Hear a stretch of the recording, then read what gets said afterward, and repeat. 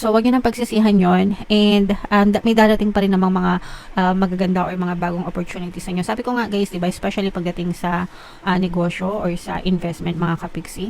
So, eto, pag-isipan mo na itong mabuti guys, no? Kasi may mga bagong opportunities pa na darating sa'yo. So, ito, wag mo nang palampasin, or hindi naman sa wag palampasin, kasi mahirap din naman guys na ano na lang kayo, oo na lang ng oo agad, diba? So, make sure na pinag-aaralan nyo rin.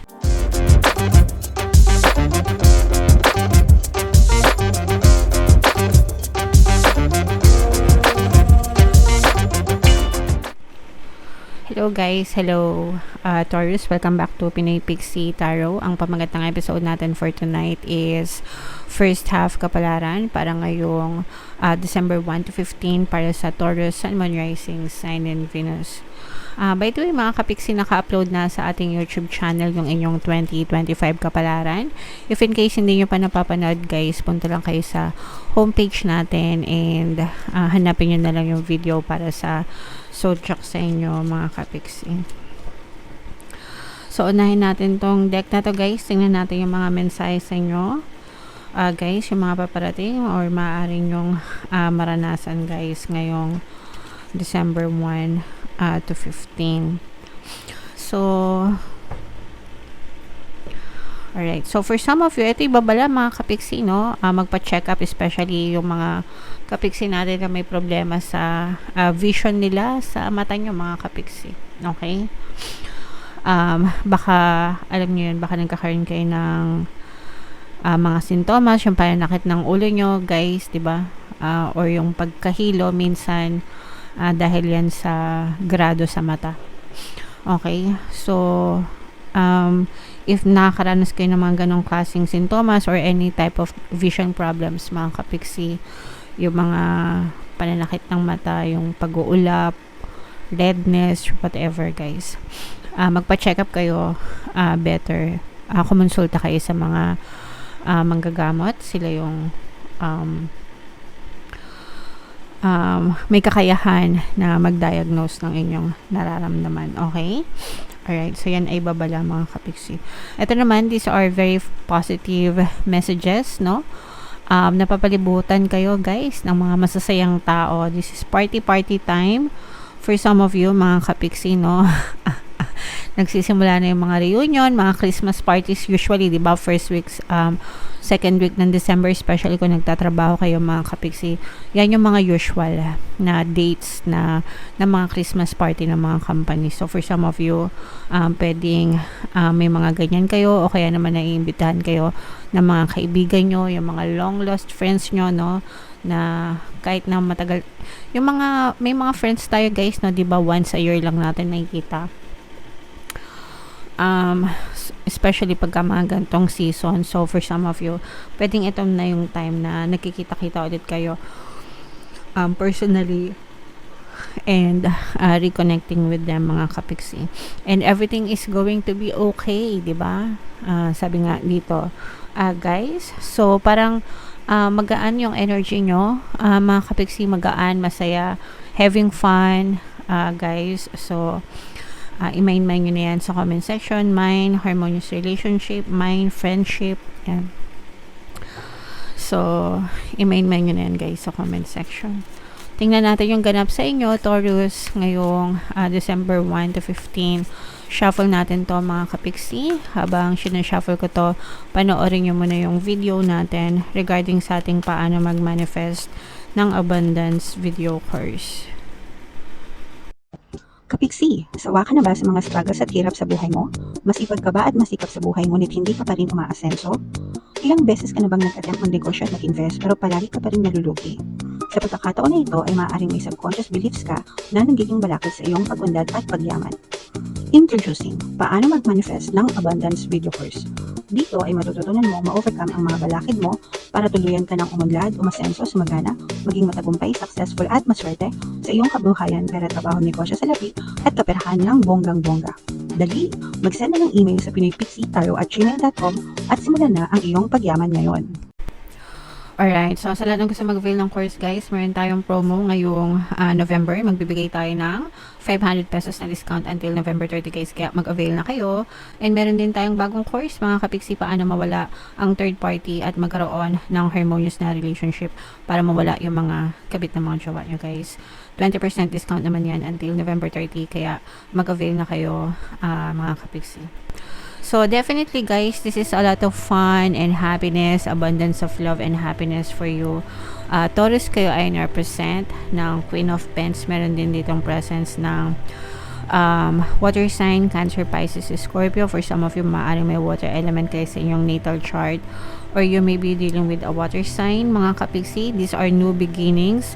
For some of you, pwedeng sa investment in negosyo or negosyo. Parang meron kayo mga may isip na mga bagong ideas na pwedeng magbibigay ng liwanag sa inyo, no? Tapos parang doon magsisimulang umusbong yung mga negosyo na pwedeng yung pagkakitaan or investment, guys, kung saan pwedeng lumago yung mga kaperahan nyo. Pero parang ano pa lang siya, nag-i-spark pa lang siya sa isip nyo, mga kapiksi, not sure if you're going to take action.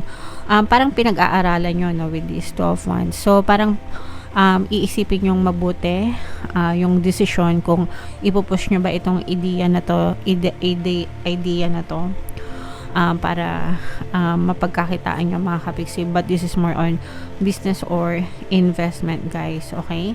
And ito yung sinasabi natin na friendship, okay? So, hindi lang sa friendship, mga kapiksi, no? Actually, this is more on relationship, guys. Nakikita natin na nagiging makulay. Makulay talaga yung December mo dahil parang nahahawa ka, no? Nakakasagap ka ng positive vibes, no? Loving energy dun sa mga tao sa paligid mo, family, friends, ganyan. So, punong-puno ito ng kaligayahan. Ganun din sa love and relationship. Sa love and relationship naman natin, guys, nakikita natin na parang nagkakaroon kayo ng nalalaman nyo yung true intention sa inyo ng person mo. So, parang nalalaman mo kung tunay bang minamahal ka ng person mo or tunay ba yung totoo ba yung intention niya sa'yo, mga kapiksi. Malalaman mo kung tapat ba siya, sincere ba siya, honest ba siya, or kung niloloko ka ba niya, ganyan. But this is more on positive, guys, yung nararamdaman natin dito. So, malamang positive din yung makuha mong sagot, mga kapiksi. Meron kayong inaantay na balita, no? So, habang nag-aantay kayo, pero hindi ko naman nakikita or nararamdaman na parang minamadali nyo to, but instead you're just patiently waiting dito sa good news na to arrive, no? So habang nag-aantay kayo, guys, just keep on affirming everything is working out in my favor, ganyan. Magiging pabor din sa akin ang sitwasyon, ganun, para maging pabor sa inyo yung sitwasyon, mga kapiksi. Okay? So, what else, guys? Tingnan pa natin. Meron ditong pinagsisisihan kayo, guys, no, na something na hindi nyo nagawa, mga kapiksi. So, ayan, parang medyo mabigat sa pakiramdam nyo. Ito, these are maybe missed opportunities, mga kapiksi. Parang meron kayong something na na-miss, something na opportunity na na-miss na hindi nyo inaksyonan, hindi nyo ginrab yung opportunity na yon, and parang nagsisisi kayo. Kumbaga, siguro may nakita na kayong positive resulta ngayon sa ibang tao. Let's say, for example, business. Baka meron kayong business na pinagwalang bahala dati, or trabaho na pinagwalang bahala dati, tapos iba yung nakakuha or nakarinig kayo ng positibong resulta dun sa iba. So, parang sinasabi nyo sa sarili nyo na sana ako na lang yun, sana sa akin na lang napunta, sana ginawa ko yun, ganyan.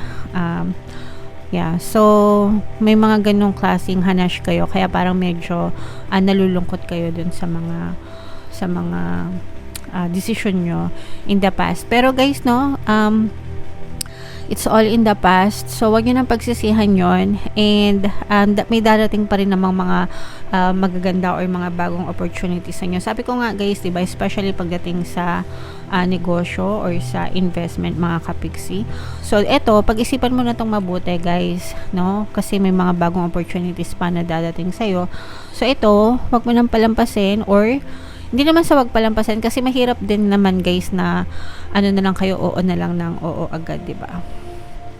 So make sure na pinag-aaralan nyo rin na mabuti, mga kapiksi, yung bawat kilos nyo, yung bawat decision nyo. And then kapag decidido na talaga kayo guys, diba, kung baga wala namang red flag, lahat naman green, so i-push nyo na, i-go nyo na yan. And if ever man na walang dumating na opportunity, pasensya na kayo guys pag minsan nabubulol ako. Kapag wala naman kayong nararamdaman na opportunities na dumadating, kayo na lang yung mag-create ng opportunities because you can definitely create one. Sabi ko nga, 'di ba? May mga naiisip na kayo baka kailangan nyo lang ng konting action, konting plano, konting push, konting effort. And maaari na siyang, alam niyo yun, maaari siyang mag-progress, mga kapiksi, okay? So, importante pa rin yung may alam, 'di ba? Yung nagre-research, nag-aaral bago wag magpadalos-dalos sa pagdedesisyon.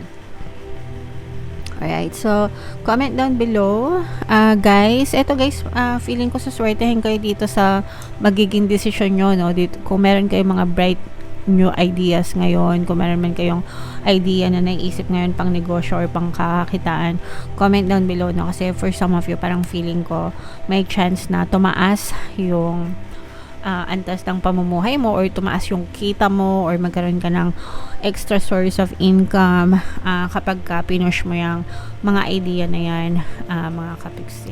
Okay? Alright, so comment down below, Taurus, if feeling nyo naka-resonate kay dyan, guys. Ito yung ating 2025 kapalaran, mga kapiksi. Panoorin nyo na. And ito naman yung ating success stories ng paano mag-manifest ng abundance video course. Click here to subscribe, guys. Ito yung ating mga pampaswerte subliminals. Thank you for liking, sharing, and subscribing. See you again next time. I love you all, mga kapiksi. Have a nice day. Bye-bye.